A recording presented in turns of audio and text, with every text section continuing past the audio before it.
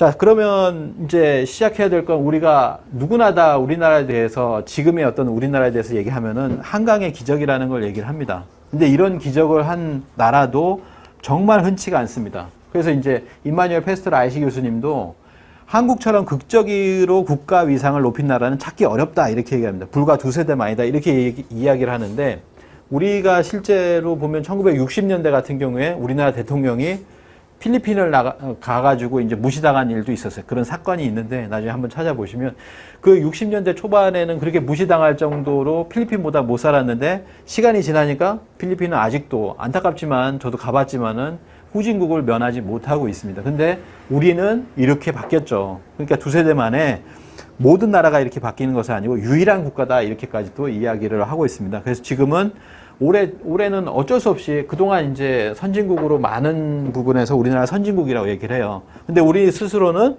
어떤 면에서 우리 개발도상국이야. 뭐 우리가 어떻게 미국하고 일본하고 잽이돼라고 얘기하지만 실제로 우리가 더 앞서는 것도 굉장히 많아요. 우리가 미국하고 얘기를 하면 뭐 의료보험 같은 건 완전히 그냥 그 사람들은 거기서 수술을 못 하잖아요. 우리나라 들으면 훨씬 싸죠. 수출 뭐 이런 것들이 있고 이런 것도 있습니다. 물론 우리가 안 좋은 것도 있지만은 오늘은 이 왼쪽 부분을 알아보겠다는 거예요. 수출 뭐 모든 게 다 12 전후로 이렇게 되어 있죠. 그래서 1인당 국민 소득이 3만 달러를 돌파했습니다. 2018년에 이게 돌파를 하면서 뭘 하냐면 30-50 클럽에 들어갔어요. 30-50 클럽이라고 하는 것은 소득이 3만 달러고 인구가 5천만 명 이상. 이걸 사실 트럼프가 이걸 가지고 이제 빌미를 잡아서 선진국이니까 너희가 돈 더 내. 뭐 이런 식으로 이제 너희는 부자 나라야. 뭐 이런 식으로 얘기하죠. 어쨌든 우리나라가 이런 어떤 30-50 클럽에도 가입했다. 그 다음에 뭐냐면 미국이 제시한 거지만 이런 게 있습니다. 그래서 이 5개국 OECD 가입국이에요. 우리나라. 그 다음에 G20 회원국이죠. 그리고 어떤 그 기준에 있어서의 고소득 국가이기도 하며 세계 무역 비중에서 0.5% 이상의 국가이기도 하다. 이거에 모두 해당되는 게 한국이다. 한국은 더 이상 개발도상국이 아니다라고 해서 우리 정부가 이제 어쩔 수 없는 부분이죠. 농업 분야에서 세계 무역기구에 개발도상국 지위를 내려놓기로 결정했다라고 합니다. 그래서 이제 농민들은 반발할 수밖에 없지만 우리는 선진국이기 때문에 실제로는 어쩔 수 없다는 얘기예요. 그래서 국가 브랜드도 10이다 이런 이야기를 하고요. 그 다음에 이런 것을 이렇게 데이터로 얘기하기도 합니다. 1950년대 미국이 최고였는데 1980년대 일본 제품이 최고였다. 실제로 일본의 전성기는 80년대 뭐 90년대 뭐 초반까지 가겠죠. 그때가 전성기라고 합니다. 그 이후로는 계속 떨어지고 있는 거예요. 일본이 지금도 선진국이라고 하지만 굉장히 낙후된 게 굉장히 많습니다. 그래서 지금은 이제 메이드 인 코리아가 최고로 각광받고 있다라고 하는 것인데요. 뭐 일단 뭐 여권 187개국을 갈 수가 있죠. 비자 없이 방문할 수 있는 나라라고 합니다. 이제 세계 3위다 이렇게 얘기를 하고요. 그 다음에 이제 우리가 평창 올림픽을 치르면서 뭐가 있냐면 그랜드 슬램이라는 걸 달성을 해요. 이제 세계 스포츠에 있어서의 그랜드 슬램이라고 하는데 하계 올림픽, 동계 올림픽, 그다음에 축구, 그죠? 육상 선수권 대회 해서 이걸 다 치른 나라가 6개국밖에 없다. 이렇게 이제 이야기를 하는 거죠. 그 중에 우리는 그냥 치른 건 아닙니다. 88 올림픽 있잖아요. 근데 뭐 아시겠지만 80년 모스크바 뭐 이제 서방 지형이 보이콧 했죠. 그다음에 84년 LA 올림픽은 공산 진영에서 불참을 했습니다. 반쪽 올림픽이었어요. 근데 88 올림픽이 양진영이 모두 참석하게 되는 그런 어떤 평화의 올림픽이었죠.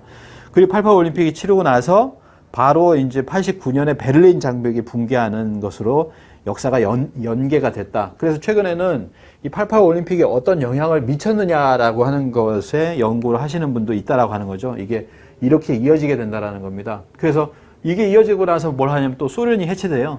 소련이 91년인가 소련이 해체되고 이제 그러면서 이제 그런 어떤 상황으로 가는데 올림픽에 와서 그걸 보고서 우리나라의 어떤 자본주의 국가 뭐 그런 국가였는데 이 나라가 발전한 걸 보고서 깜짝 놀라가지고 뭐 돌아갔다 뭐 이런 얘기가 있습니다.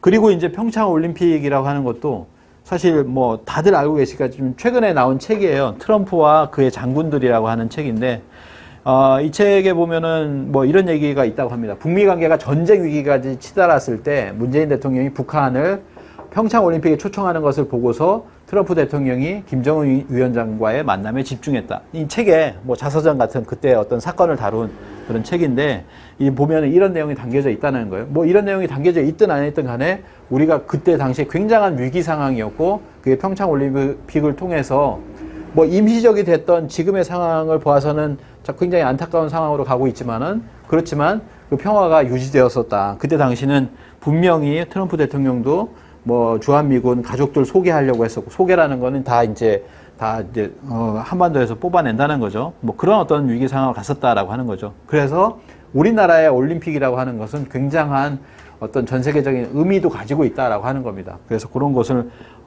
영향이 있었죠. 특히 월드컵 같은 경우에는 이게 한류에 엄청난 영향을 미쳐요. 왜냐하면 유럽 있잖아요. 유럽은 축구에 미친 나라죠. 그죠? 남미도 마찬가지입니다. 미국 빼고 남미. 그러니까 이 나라들은 이때 바뀌어요. 한국을 보는 인식이 엄청나게 바뀌기 시작하는 거예요. 여기서부터 해가지고 그러면서 드라마 K-팝 뭐 유튜브가 뜨면서 이제 전 세계로 이렇게 나아가거든요. 아마 월드컵 이전이 아마 이제 아시아 위주였다면 이 월드컵 이후로부터 점점 더 폭발하는 것이 아닌가라는 생각이 듭니다. 뭐 이건 그냥 스포츠니까 하는 거예요. 유현진도 있고 손흥민도 있고 정말 우리가 즐겁죠. 80m. 예, 최근판입니다. 최근판으로 해야죠. 예. 세계 최강의 여자 골프가 있습니다. 여자 골프도 이게 10월 달인가 그래요. 우리나라가 1위, 2위, 3위를 했습니다. 세계 골프 랭킹이 있거든요. 이게 처음이에요. 이거는 처음입니다. 2006년 이후에 처음으로 해서 뭐 다 이제 여자 골프든 또는 여자 양궁도 있지만 그건 뒤에 들어갑니다.